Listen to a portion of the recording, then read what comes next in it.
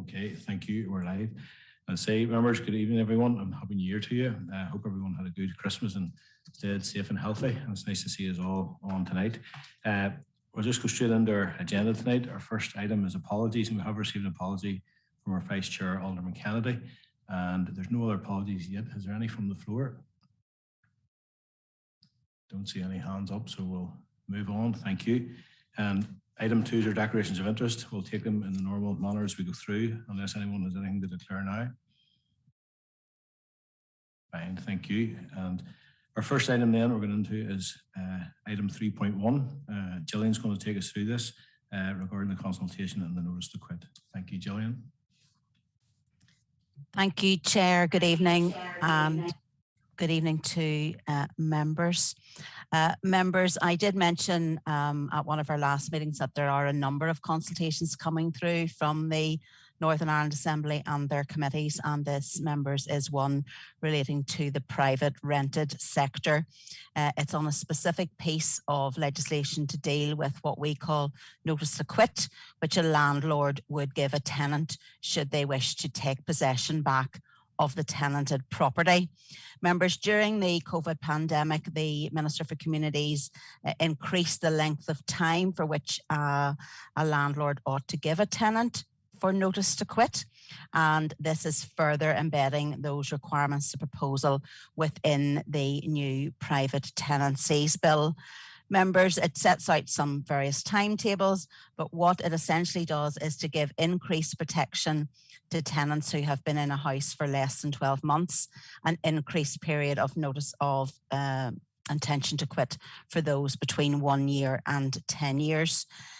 Members, you will be aware that our housing team, our public health team, do deal with a lot of queries from both landlords and tenants around tenancy related matters, including notice to quit, perhaps threat of illegal eviction, threat of harassment, and also from landlords who do experience matters with tenants who have the potential to cause difficulty, perhaps with rent arrears or damage to property. So this is trying to seek a balance to look after and trying to protect the interests of both those parties.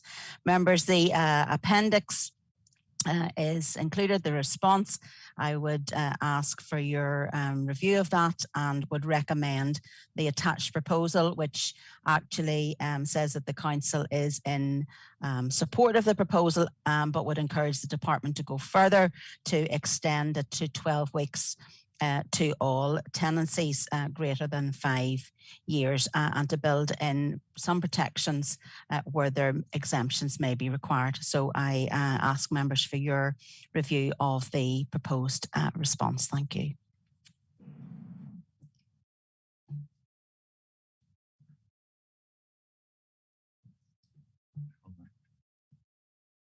Okay, thank you, Gillian. And we have some hands raised here. So Councillor Pope. Thank you, Chair. Thank you, Gillian, for the report. Just on the question number 4, the tenancies between 12 months and 10 years. It says sort of the council is satisfied with the proposed 8-week notice. However, I would be more satisfied with 12 weeks as a minimum, so I would propose the 12 weeks rather than the 8 to be included in there. Also, I understand that the homeless definition is currently 4 weeks, so it would be good to include that to align with the same period of notice that is going to come forward. And Gillian, just finally, I understand that under the proposals that it may be the case that council will have to manage the landlord registration scheme, so just satisfied that the council have adequate funding for that. If you could maybe comment on that, thanks. Thank you, Councillor Pope and Gillian. Back. Chair, thank you, and thank you, Councillor Pope, for those comments. If members are in agreement at the conclusion of this conversation, this discussion, we can take forward particularly that recommendation around the homeless definition and to ask for those to be aligned. In relation to your point alongside the landlord registration. That is under discussion between DFC and councils as a whole. Councils are very acutely aware of the additional requirements that this would place on individual councils, or indeed councils perhaps working together on cluster arrangements, or indeed one council coming forward to take the lead. And this is something which, as a collective group of councils working under SOLAS, we've asked the department to really present and improve their business case for a no burden to councils, that any fees for landlord registration would suitably reflect the administrative role that this would place on councils. And I believe that those discussions are still all ongoing, and it probably, should that be the case, it probably could reflect that actually there would be an increased fee for landlord registration, but there are some benefits around having it on a regional basis. So those options are all being explored, but thank you, Councillor Pope, for raising that allied issue. If it is something that we could add into this as a commentary, if that was something you so wish to do, but just to be reassured that those discussions are going on already. Thank you. Thank you. Thank you very much. Thank you, Gillian. And Councillor Nicholson.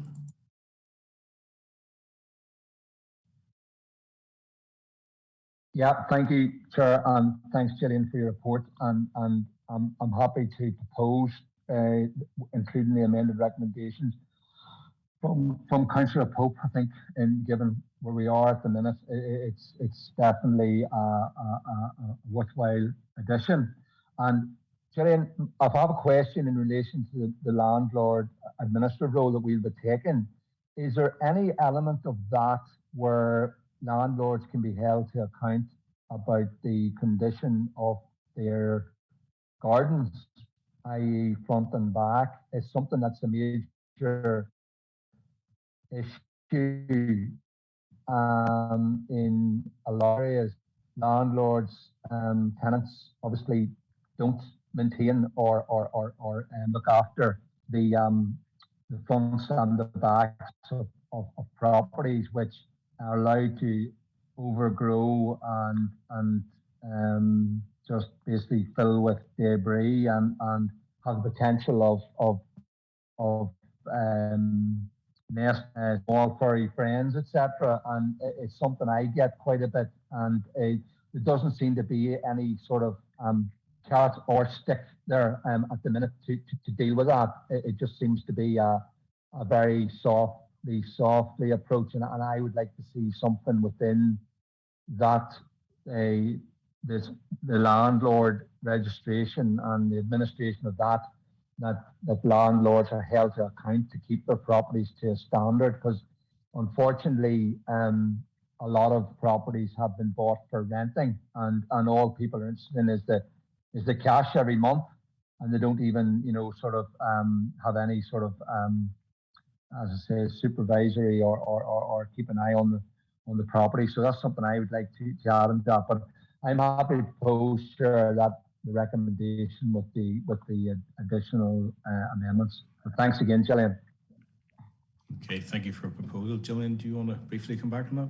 Thank you. Yes, the matter of overgrown and unkempt gardens is one which exercises all of us, and particularly within an area, it doesn't do anything for the overall appearance of a general housing area.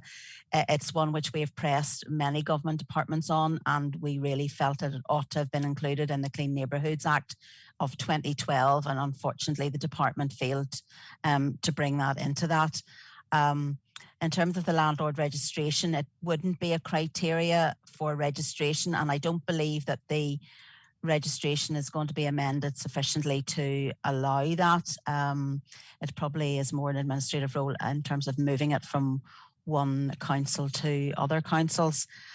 We could seek perhaps when it comes round again for the wider review of housing legislation to try and find a way of bringing it to the department's attention at that stage, perhaps in and around housing fitness. So we've asked for a review of the housing fitness standard and some wider review. So we may find a better place to sort of push it in at that point, other than just under the landlord registration. I can't see how they would come forward. But if I can find a way of bringing it forward into any other correspondence we have with the department, I'll certainly keep that in mind if that's the mind of members this evening.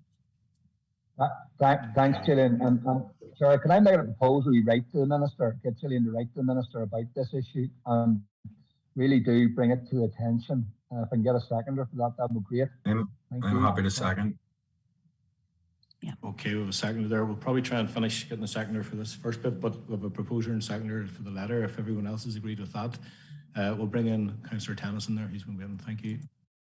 Thank you, Chair, and thank you, Gillian, for the response. It's really heartening actually to see this come forward. I know Northern Ireland lags behind, certainly Scotland, in terms of the protections that we have for tenants' rights and security of tenure. So it's welcome to see progress in this area. A couple of small amendments just sort of building upon what Councillor Pope had proposed, if members are in agreement. In terms of question 1, I know Council has said that it doesn't agree with the Department's view that it would be acceptable to have different periods of notice for tenants and for landlords.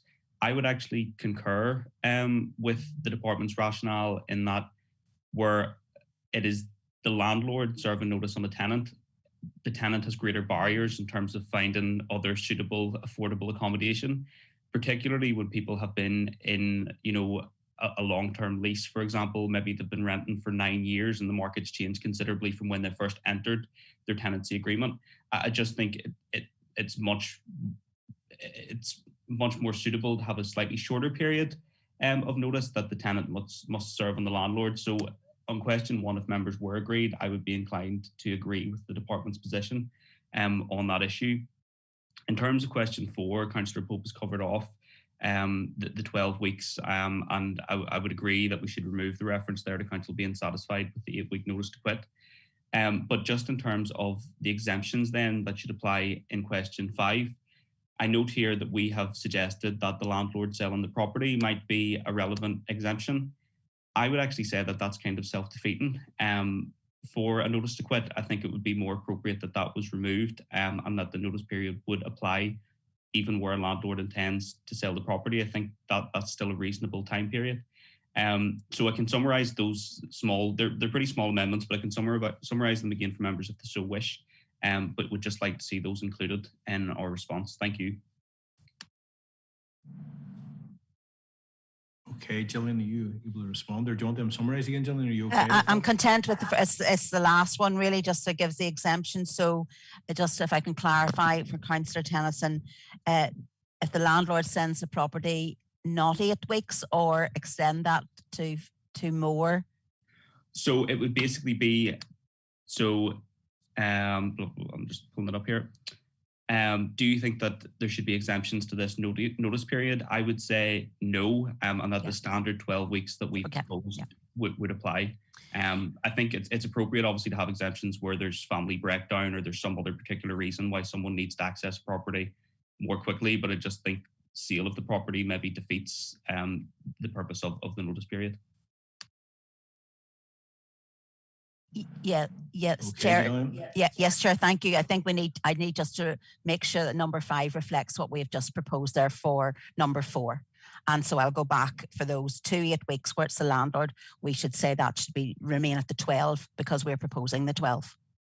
Have I got that right? Thank you, members. Thank you, Gillian. I'll bring in Councillor Toman and we'll just check with Councillor Nicholson. His proposal's okay with that. So Councillor Toman first, please. Thanks, Chair. Yeah, I just want to follow on from Councillor Tennyson. Yeah, I had the same issues with the exemptions, particularly myself, and coming across more individuals and families where landlords are using the excuse of selling the property, and then it's going back onto the market for a higher fee. So I would be pretty much inclined to keep it as the 12 weeks as it is, as I said in question 4. Thanks. Okay, thank you. So we do have a proposer. Councillor Nicholas, are you okay with the amendments that have been proposed there? You had already yes, sure, no problem at all. Yeah. Okay. And we need a seconder then.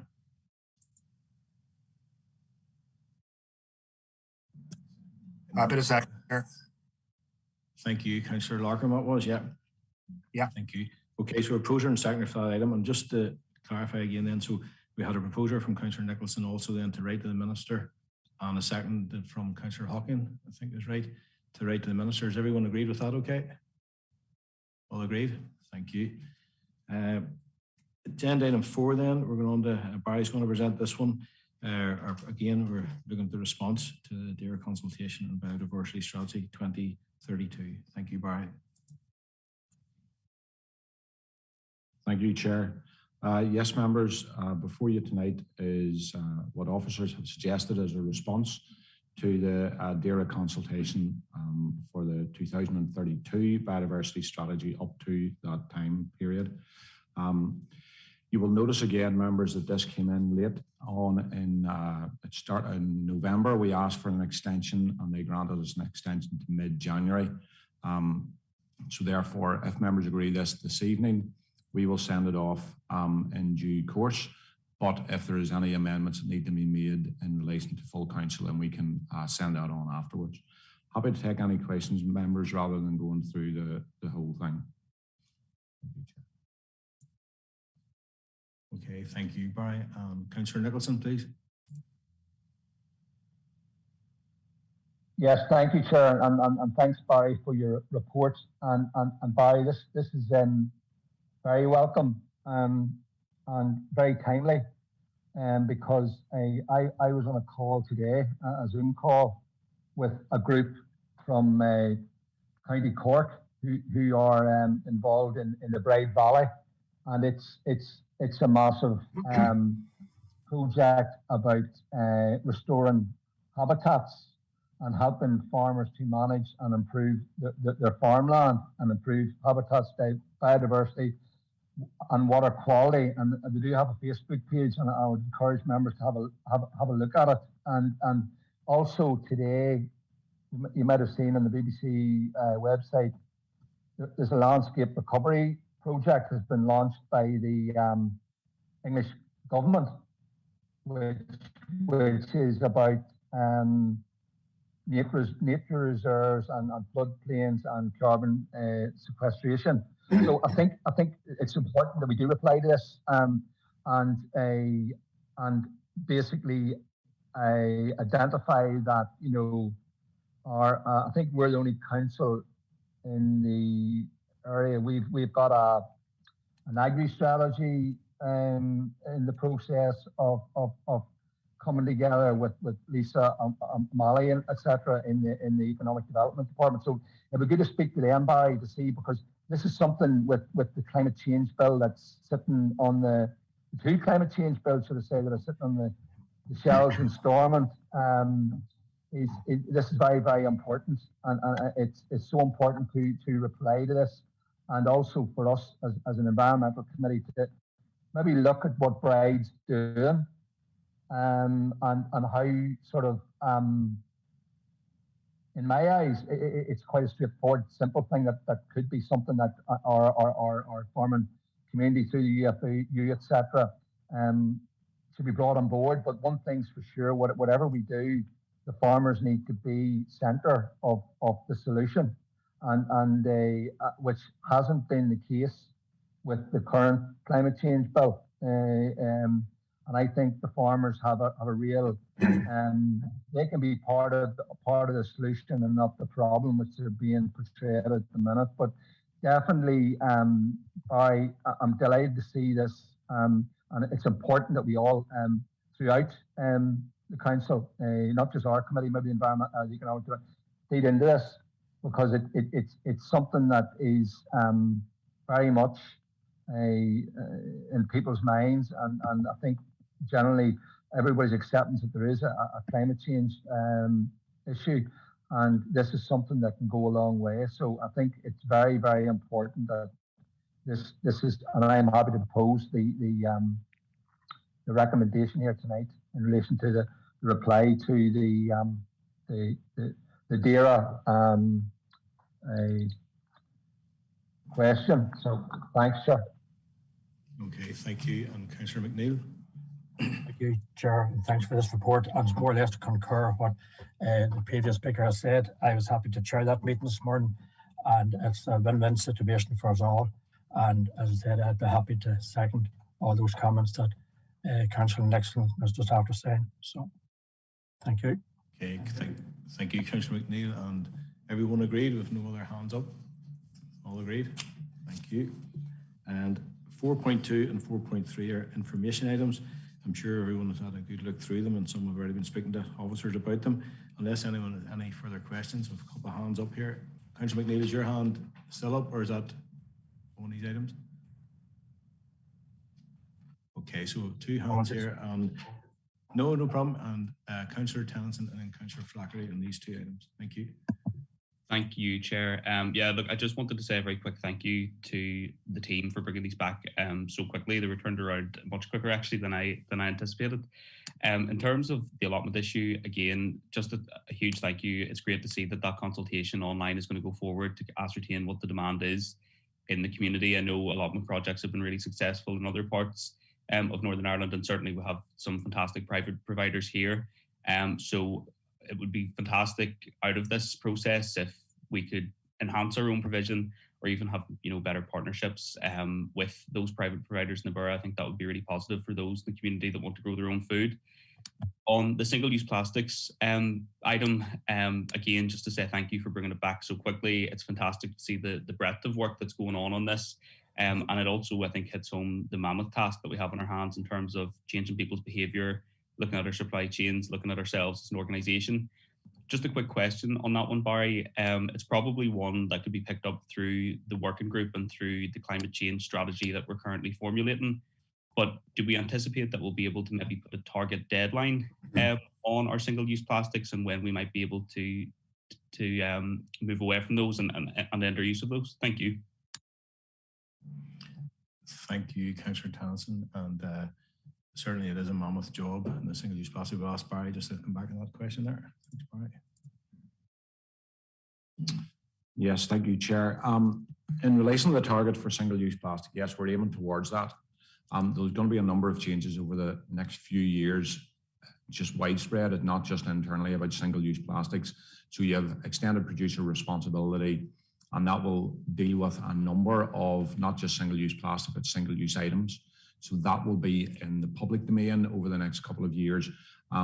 We internally will continue to push in this if there are things that can replace, but what we're also being very careful of is we don't want to replace one single-use item with a slightly better single-use item. So we will do more work with that, and you're quite right, that'll come back to the Climate Change Committee because it's all intertwined in that, but we don't want to replace something that with another single-use item, even if it is slightly better. We need to think outside the box on some of these things. So it may be an interim to replace it with something that's slightly better, but the long term would be to do away with those single-use items if at all possible. And that's certainly where our governments are heading towards over the next number of years. Thank you, Barry. And Councillor Flaherty. Yes, thank you, Chair. Just a couple of comments on both those items, if I may. Firstly, yes, I agree with Councillor Tennyson. It's marvellous to see that report regarding the allotments coming so quickly.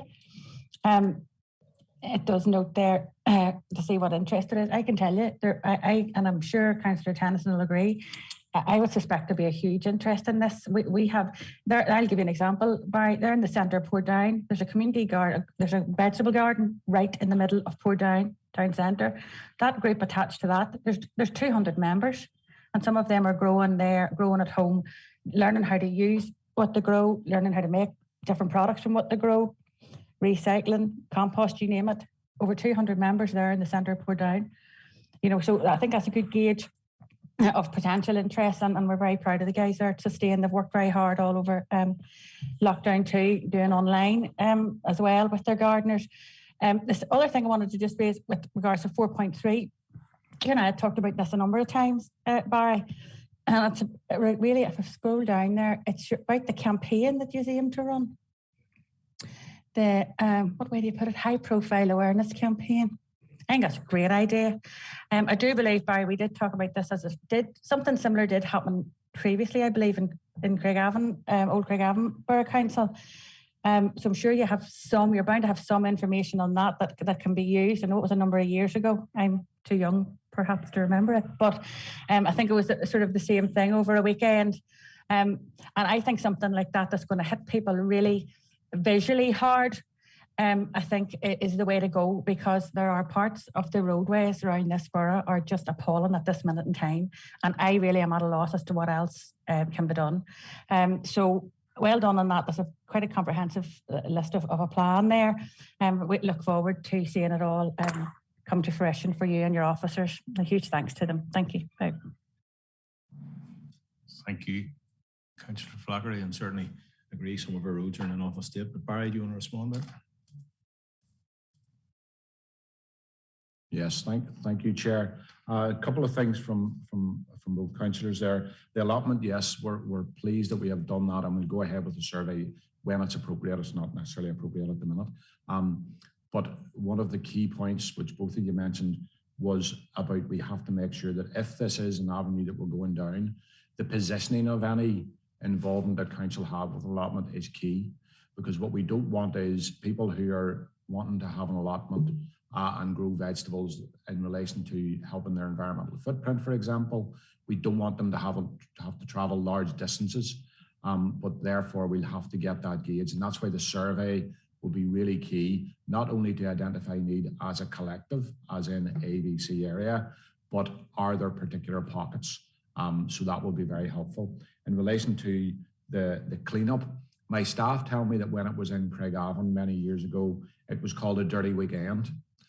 We may change that name, who knows? But yes, again, it's to identify the fact that although we cleanse and we have increased fines, etc., there is still a behavioural change that people need to go through. And any new, innovative, different way of doing that will be very productive. And Gillian and I have spoke about it, and our staff are already looked at that. Digging out old files, as you say, in relation to what was done before, seeing how we improve it, see what benefits can be had. We'll also talk to Keep Northern Ireland Beautiful, and we'll get as much publicity as we possibly can around it. So thank you for that. Thank you, Chair. Thank you, Barry, and you've certainly put a few smiles and a few faces looking on these cameras. You can't see them, but at your descriptions there. But I'll ask Councillor Toman to come in. Thank you.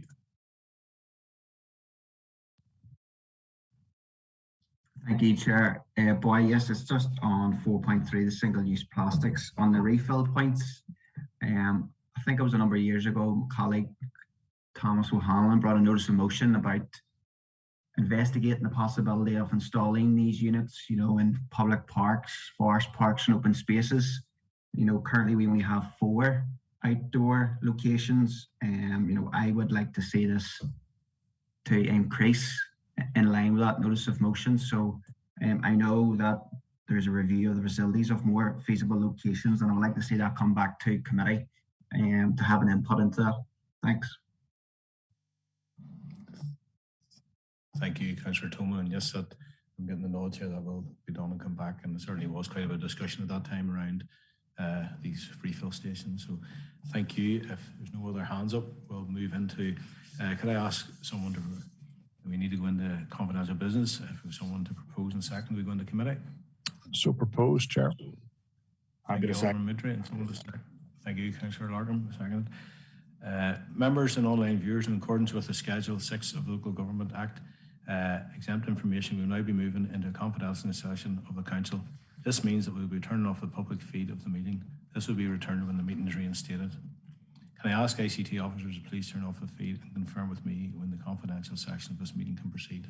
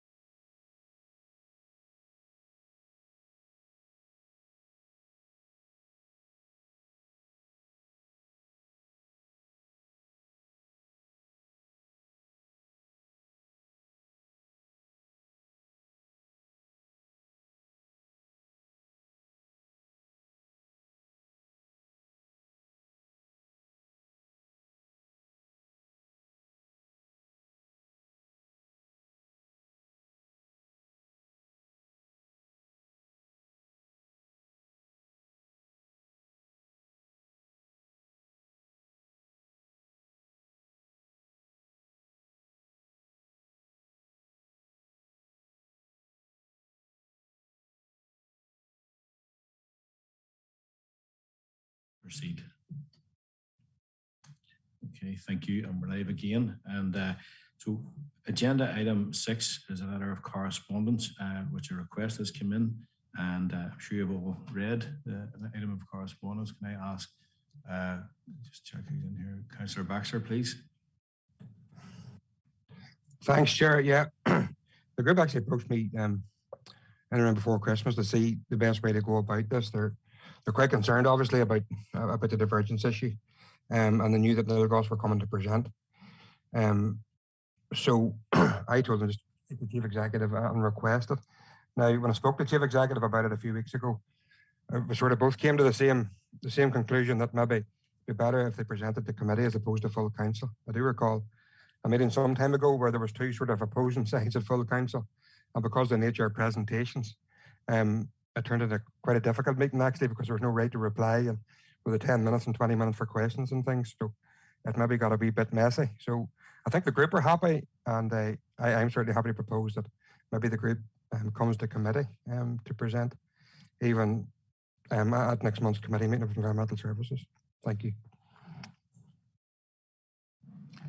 Thank you, Councillor Baxter. Councillor Tennyson. Thank you, Chair. Yeah, again, like Councillor Baxter, familiar with the group, and a few of us had the privilege of presenting to them a while back ourselves, and certainly put us through our paces, and I've no doubt they'll do the same at Council. Just in relation to Councillor Baxter's proposal, I would be of the mind that I'm conscious just of what precisely the group has requested in the letter, just maybe replying to them to give them the option of where they feel it would be more appropriate for them to present. Happy if that's full council, happy if that's a committee, but just I think it'd be reasonable for us to give them that choice themselves. Thank you. Okay, thank you. Maybe Councillor Baxter, do you say you have been speaking to the group? Yeah, I've discussed it with a member of the group on a couple of occasions, and after speaking to the chief executive as well, and then I went back to the group, and they were fairly content with that actually. The letter was ready in at that stage, just to present the committee. I think committee is probably a more appropriate place for this particular presentation, in my view. Yes, thank you, Councillor Baxter. I tend to agree. If you propose it there, we have Alderman Moodry, please. Thank you, Chair. Yes, the normal procedure is that the most relevant committee is where a group like this would come to present, and I think that's the best thing. From time to time, I have had several people indicating to me they would like to come and to speak to full council, and I've always said, well, it's appropriate to go to the committee, and I think we set a dangerous precedent if we go down this line at the moment. So I would support and second Councillor Baxter in relation that the group come to committee. Okay. Thank you, Alderman Moodry and Councillor Macaulay. Yes, Chair, thanks. No, happy enough to meet the group. I think it is important that we do have a sort of a balanced and informed discussion about the thing. But, you know, I've no issues where we hear that information. So I'd be happy enough if they did want to come to committee, if they were happy enough as a group. Thank you. Okay, thank you, Councillor Macaulay. And so proposer and seconders, have it all agreed? We'll bring them to this February committee. Yeah, so. Okay, and I'm sure officers will be in touch with them, the relevant channels. Folks, another item that we don't have on here, some good news. Barry's going to bring it. We'll only take a brief moment here. Yes, thank you, Chair. Very brief. It's a good news story. Members will notice over the next number of months, starting sort of mid-February, there will be a campaign, outdoor campaign and social media campaign about recycling rates and increasing recycling. And that's because the council have achieved funding of £2,700 from DAERA for that. So it's a small grant. So again, it just helps with all the recycling rate. As you will know, Northern Ireland recycling rate has been hurt in relation to COVID. Ours is still above average, but we don't want to let that slip. So it's a campaign to increase recycling again. So just want to let you know. Thank you. Okay, thank you, Barry. As you always get it. So, folks, I haven't been notified of any other relevant business. Just want to wish you all good evening, the rest of your evening. Hope everyone keeps safe and well over the next few days. Thank you. Thanks, Chair. Thank you. Thanks, Chair. Thanks, Take care. Chair.